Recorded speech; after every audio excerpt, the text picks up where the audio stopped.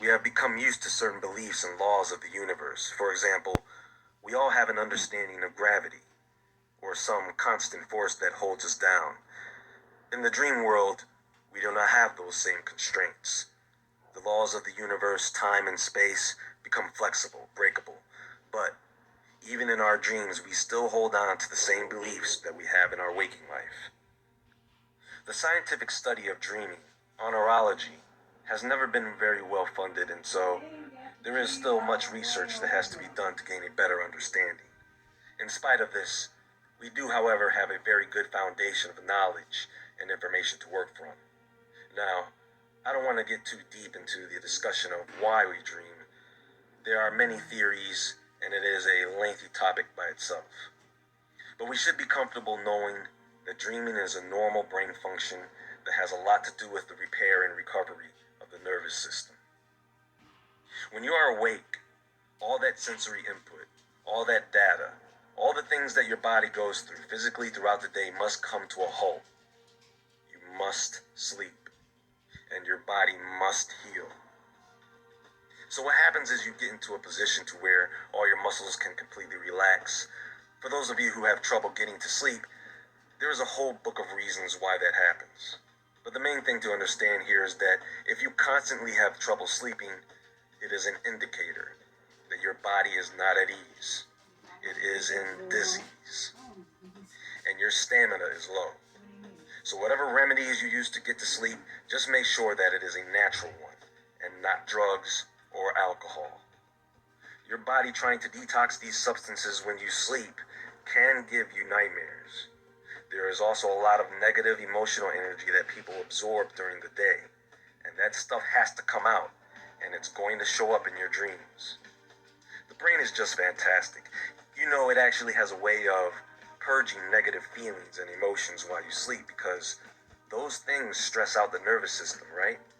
And so the subconscious brain does not want that stuff there. It is the job of the frontal lobe of the cerebral cortex to filter out and resolve all that crap that comes in when you are awake. So when you and your frontal lobe are asleep, the rear of the cerebral cortex goes to work, giving you the ability to resolve those issues then through dreaming, among other functions.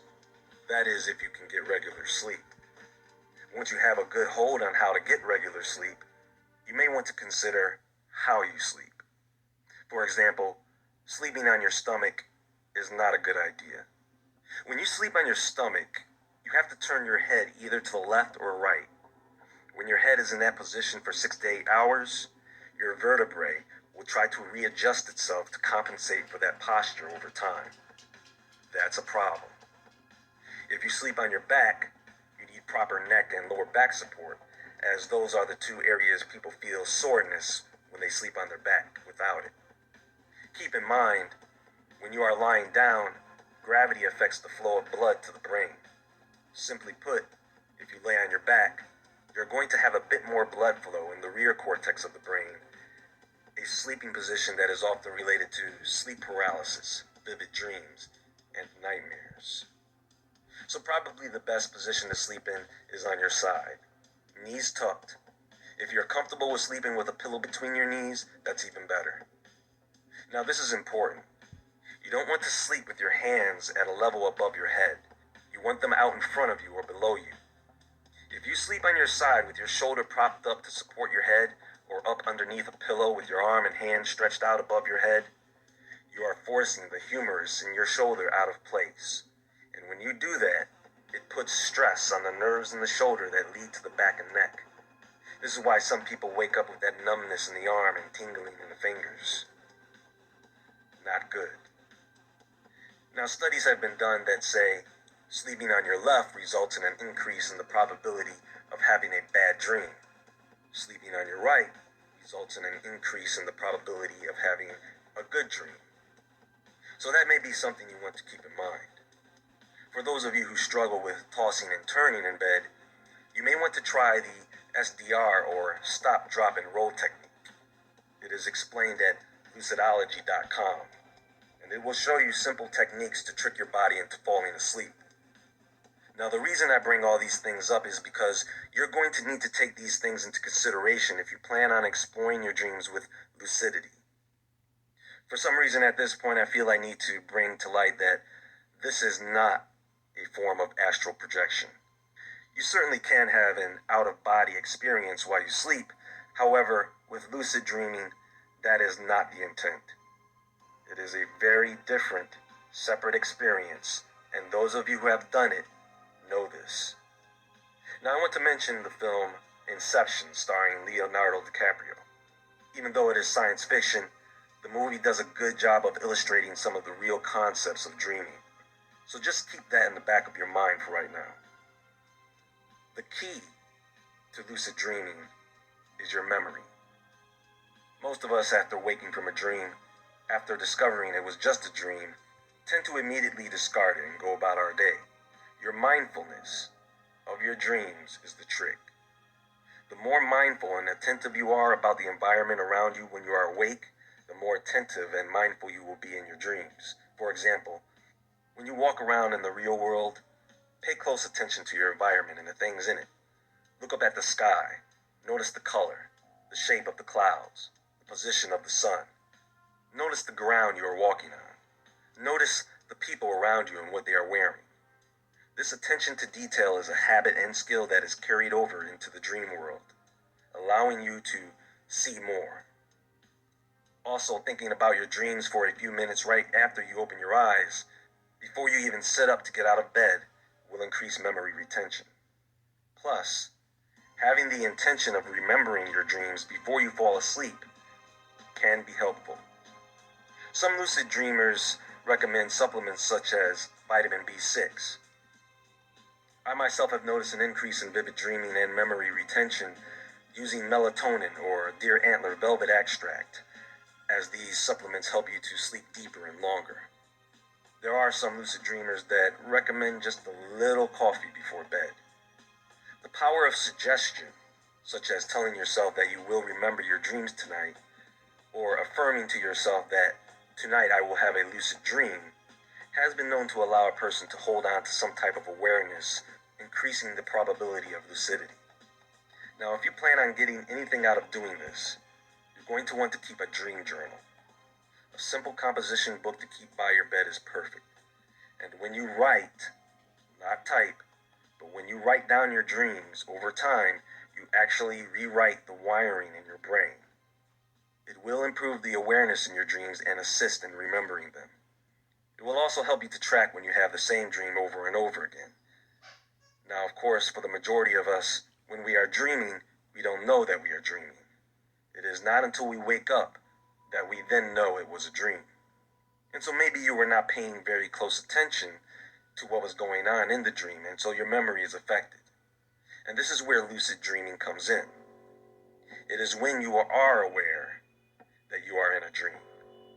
Now, most people have about one lucid dream a month, but even if they are aware that they are dreaming, many of them leave their bodies on autopilot, and whatever happens to them in a dream happens. So it's not really you being aware that you are in a dream.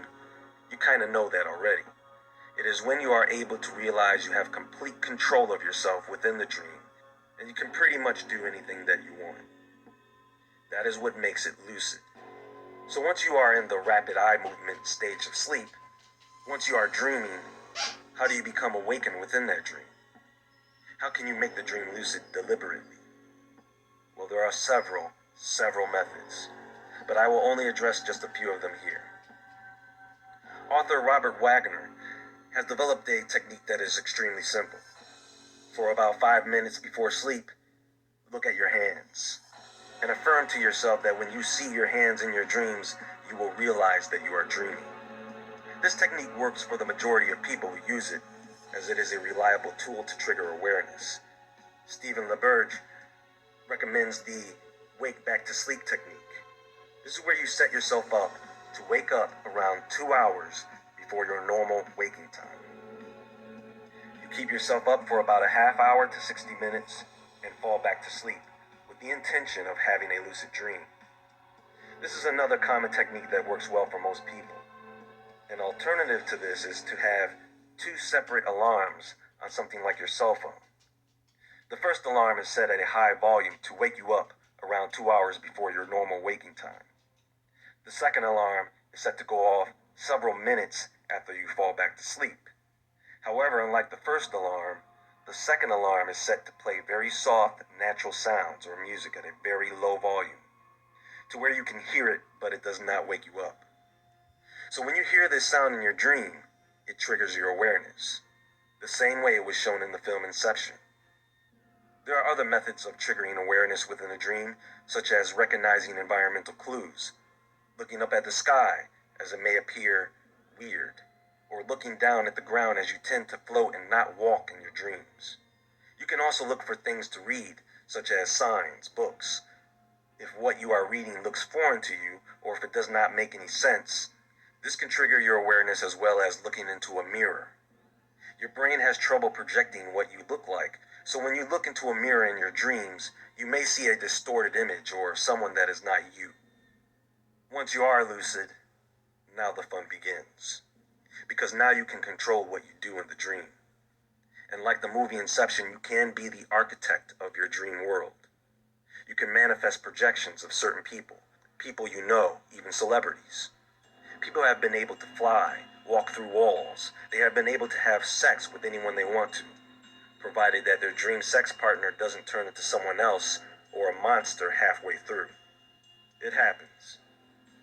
People have also been able to use lucid dreaming to treat nightmares. For example, instead of running in terror from some type of projection in a dream, by turning to face the projection in a loving manner, often shrinks the threat level and changes the dream entirely. People have been able to use lucid dreaming for problem solving and mental rehearsal.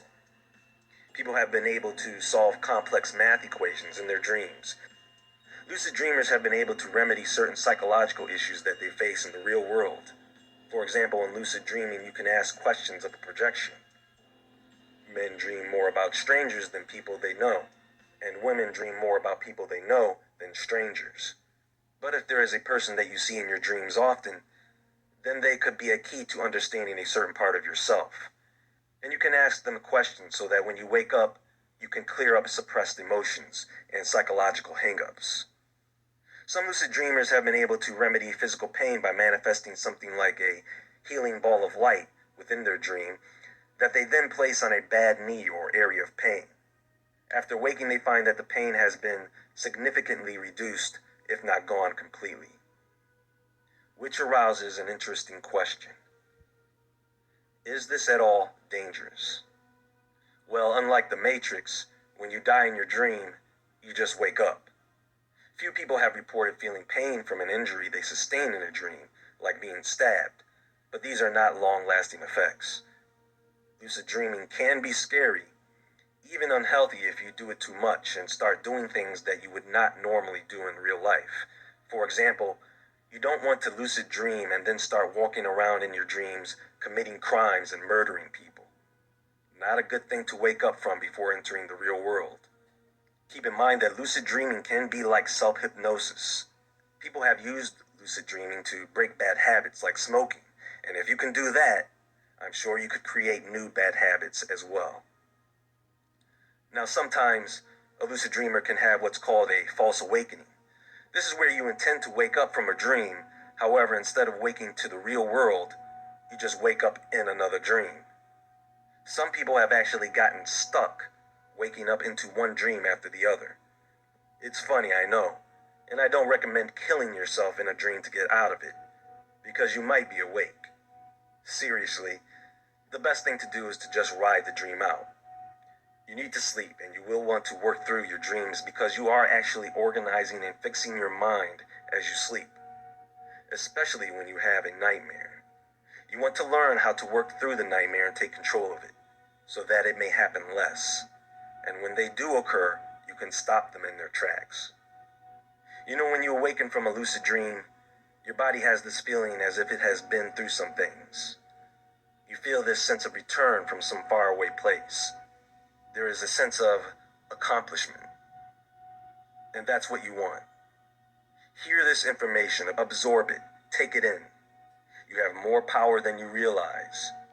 Once you realize it, not only will you take back your life in the dream world, but you will be taking much better control of your life in the real world.